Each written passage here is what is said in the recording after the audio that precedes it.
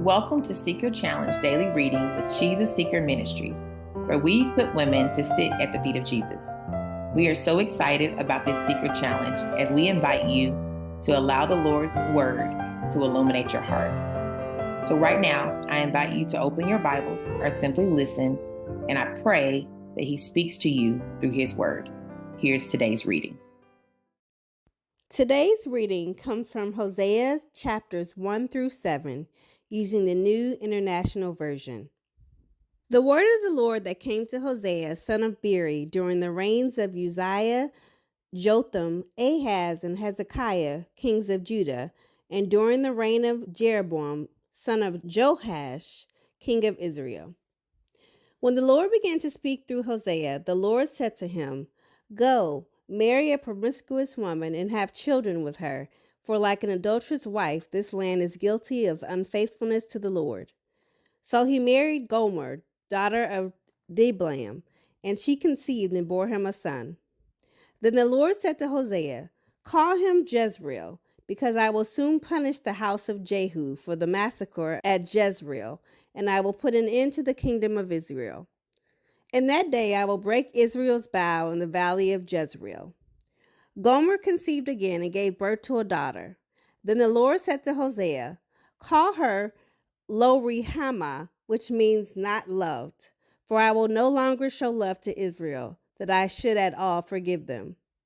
Yet I will show love to Judah, and I will save them, not by bow, sword, or battle, or by horses and horsemen, but I, the Lord their God, will save them."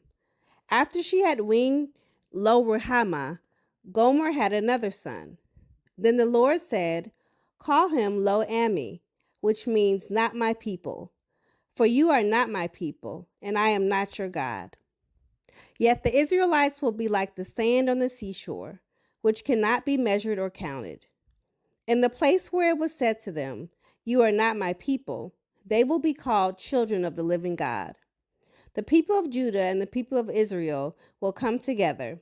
They will appoint one leader and will come up out of the land, for great will be the day of Jezreel." Chapter 2. Say of your brothers, "My people," and of your sisters, "My loved one." Rebuke your mother, rebuke her, for she is not my wife, and I am not her husband. Let her remove the adulterous look from her face, and the unfaithfulness from between her breasts. Otherwise, I will strip her naked and make her as bare as on the day she was born. I will make her like a desert, turn her into a parched land, and slay her with thirst. I will not show my love to her children, because they are the children of adultery. Their mother has been unfaithful and has conceived them in disgrace. She said, "I will go after my lovers, who give me my food and my water, my wool and my linen, my olive oil and my drink."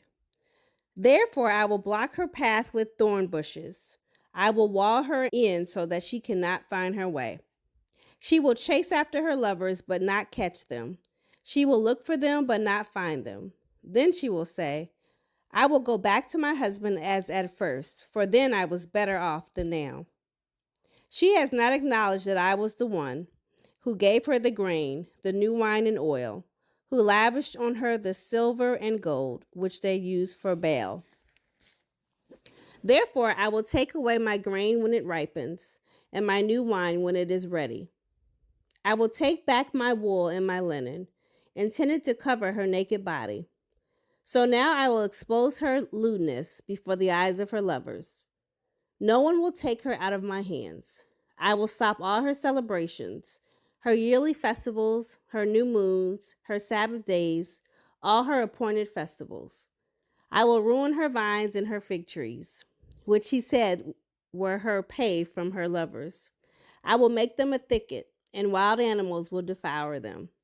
I will punish her for the days she burned incense to the Baals. She decked herself with rings and jewelry and went after her lovers, but me she forgot, declares the Lord. Therefore I am now going to allure her. I will lead her into the wilderness and speak tenderly to her. There I will give her back her vineyards and will make the valley of Achor a door of hope. There she will respond as in the days of her youth, as in the day she came up out of Egypt. In that day, declares the Lord, you will call me my husband. You will no longer call me my master. I will remove the names of the Baals from her lips. No longer will their names be invoked. In that day, I will make a covenant for them with the beasts of the field, the birds in the sky, and the creatures that move along the ground. Bow and sword and battle I will abolish from the land, so that all may lie down in safety. I will betroth you to me forever. I will betroth you in righteousness and justice, in love and compassion. I will betroth you in faithfulness, and you will acknowledge the Lord. In that day I will respond, declares the Lord. I will respond to the skies, and they will respond to the earth. And the earth will respond to the grain, the new wine, and the olive oil, and they will respond to Jezreel. I will plant her for myself in the land. I will show my love to the one I called, not my loved one. I will say to those called not my people, you are my people, and they will say, you are my God. Chapter 3. The Lord said to me, go show your love to your wife again, though she is loved by another man and is an adulteress. Love her as the Lord loves the Israelites, though they turned to other gods and loved the sacred raisin cakes.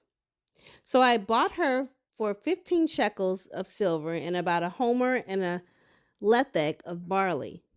Then I told her, you are to live with me many days. You must not be a prostitute or be intimate with any man, and I will behave the same way toward you. For the Israelites will live many days without king or prince, without sacrifice or sacred stones, without ephod or household gods. Afterward, the Israelites will return and seek the Lord their God and David their king. They will come trembling to the Lord and to his blessings in the last days.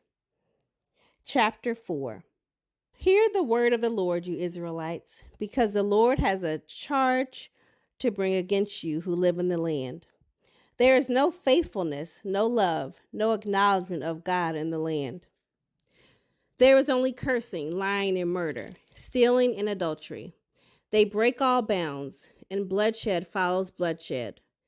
Because of this, the land dries up, and all who live in it waste away. The beasts of the field, the birds in the sky, and the fish in the sea are swept away. But let no one bring a charge, let no one accuse another, for your people are like those who bring charges against the priests. You stumble day and night, and the prophets stumble with you. So I will destroy your mother. My people are destroyed from lack of knowledge. Because you have rejected knowledge, I also reject you as my priests. Because you have ignored the law of your God, I also will ignore your children. The more priests there were, the more they sinned against me. They exchanged their glorious God for something disgraceful. They feed on the sins of my people and relish their wickedness. And it will be, like people, like priests, I will punish both of them for their ways and repay them for their deeds. They will eat but not have enough. They will engage in prostitution but not flourish, because they have deserted the Lord to give themselves to prostitution. Old wine and new wine take away their understanding. My people consult a wooden idol, and a diviner's rod speaks to them. A spirit of prostitution leads them astray. They are unfaithful to their God. They sacrifice on the mountaintops and burn offerings on the hills, under oak, poplar, and terebinth, where the shade is pleasant. Therefore, your daughters turn to prostitution and your daughters-in-law to adultery. I will not punish your daughters when they've turned to prostitution, nor your daughters-in-law when they commit adultery, because the men themselves consort with harlots and sacrifice with shrine prostitutes. A people without understanding will come to ruin. Though you, Israel, commit adultery, do not let Judah become guilty. Do not go to Gilgal. Do not go up to Bethaven. And do not swear, as surely as the Lord lives. The Israelites are stubborn, like a stubborn heifer. How then can the Lord pasture them like lambs in a meadow? Ephraim is joined to idols. Leave him alone. Even when their drinks are gone, they continue their prostitution. Their rulers dearly love shameful ways. A whirlwind will sweep them away, and their sacrifices will bring them shame. Chapter 5. Hear this, you priests. Pay attention, you Israelites. Listen, royal house. This judgment is against you. You have been a snare at Mizpah, a net spread out on Tabor. The rebels are knee-deep in slaughter. I will discipline all of them. I know all about Ephraim. Israel is not hidden from me. Ephraim, you have now turned to prostitution. Israel is corrupt. Their deeds do not permit them to return to their God. A spirit of prostitution is in their heart. They do not acknowledge the Lord. Israel's arrogance testifies against them. The Israelites, even Ephraim, stumble in their sin. Judah also stumbles with them. When they go with their flocks and herds to seek the Lord, they will not find him. He has withdrawn himself from them. They are unfaithful to the Lord. They give birth to illegitimate children. When they celebrate their new moon feast, he will devour their fields. Sound the trumpet in Gilbe, the horn in Ramah. Raise the battle cry in Beth-aven. Lead on, Benjamin. Ephraim will be laid waste on the day of reckoning. Among the tribes of Israel, I proclaim what is certain. Judah's leaders are like those who move boundary stones. I will pour out my wrath on them like a flood of water. Ephraim is oppressed, trampled in judgment, intent on pursuing idols. I am like a moth to Ephraim, like rot to the people of Judah. When Ephraim saw his sickness and Judah his sores, then Ephraim turned to Assyria and sent to the great king for help. But he is not able to cure you, not able to heal your sores. For I will be like a lion to Ephraim, like a great lion to Judah. I will tear them to pieces and go away. I will carry them off with no one to rescue them. Then I will return to my lair until they have borne their guilt and seek my face in their misery. They will earnestly seek me. Chapter 6. Come, let us return to the Lord. He has torn us to pieces, but he will heal us. He has injured us, but he will bind up our wounds. After 2 days, he will revive us. On the third day, he will restore us, that we may live in his presence. Let us acknowledge the Lord. Let us press on to acknowledge him. As surely as the sun rises, he will appear. He will come to us like the winter rains, like the spring rains that water the earth. What can I do with you, Ephraim? What can I do with you, Judah? Your love is like the morning mist, like the early dew that disappears. Therefore I cut you in pieces with my prophets. I killed you with the words of my mouth. Then my judgments go forth like the sun. For I desire mercy, not sacrifice, and acknowledgement of God rather than burnt offerings. As at Adam, they have broken the covenant. They were unfaithful to me there. Gilead is a city of evildoers, stained with footprints of blood. As marauders lie in ambush for a victim, so do bands of priests. They murder on the road to Shechem, carrying out their wicked schemes. I have seen a horrible thing in Israel. There Ephraim is given to prostitution. Israel is defiled. Also for you, Judah, a harvest is appointed. Whenever I will restore the fortunes of my people. Chapter 7. Whenever I would heal Israel, the sins of Ephraim are exposed, and the crimes of Samaria revealed. They practice deceit. Thieves break into houses. Bandits rob in the streets. But they do not realize that I remember all their evil deeds. Their sins engulf them. They are always before me. They delight the king with their wickedness, the princes with their lies. They are all adulterers, burning like an oven whose fire the baker need not stir, from the kneading of the dough till it rises.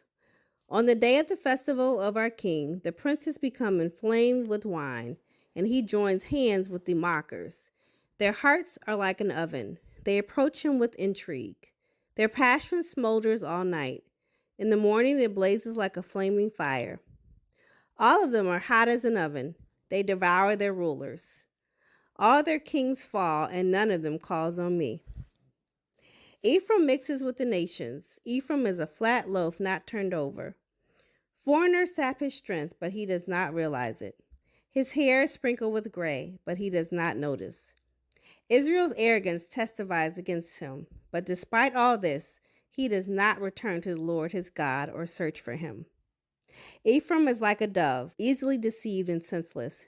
now calling to Egypt, now turning to Assyria. When they go, I will throw my net over them.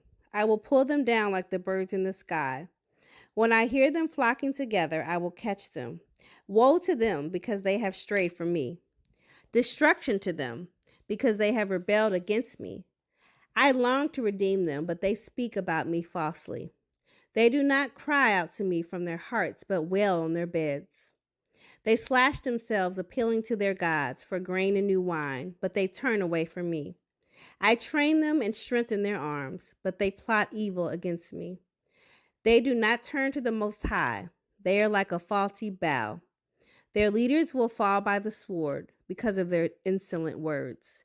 For this they will be ridiculed in the land of Egypt.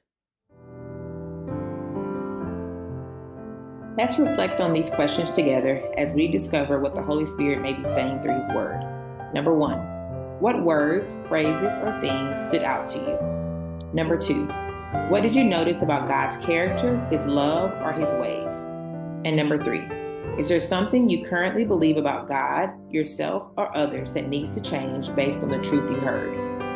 I invite you to check out the Bible reading plan through the link. And then remember, until next time, keep sitting at the feet of Jesus and join us as we stay connected to Him together.